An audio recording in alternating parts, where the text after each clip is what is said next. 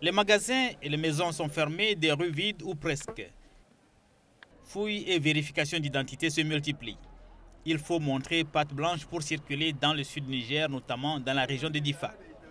À cause des conséquences des attaques de la secte Boko Haram, la ville se vide de ses habitants.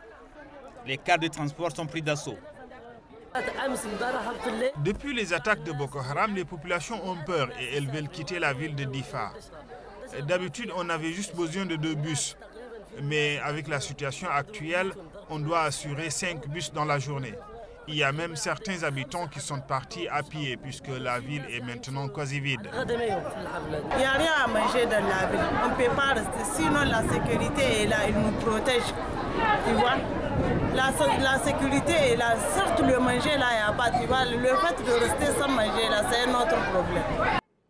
Après un face-à-face de plusieurs mois, l'armée du Niger et la secte islamiste Boko Haram basée au Nigeria s'affrontent depuis quelques jours. Les services sanitaires sont débordés. Nous n'opérons que les cas qui sont très graves et la prise en charge se faisait automatiquement, soit sur place, soit directement dans les blocs. Voilà. Mais il faudra quand même reconnaître que, vu l'afflux, bien sûr que nous avons reçu une formation au niveau du CICR pour la chirurgie de guerre.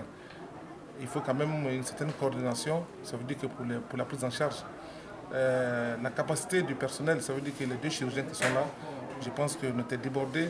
Et ça travaille pratiquement tous les 2, 24 heures sur 24 heures pendant 72 heures. La situation humanitaire se révèle très difficile suite aux séries d'attaques perpétrées à Difa. La situation est grave. On est obligé de sortir de Difa avec nos familles. On n'a rien à manger. Que Dieu nous protège et que nous sortions de cette ville en paix.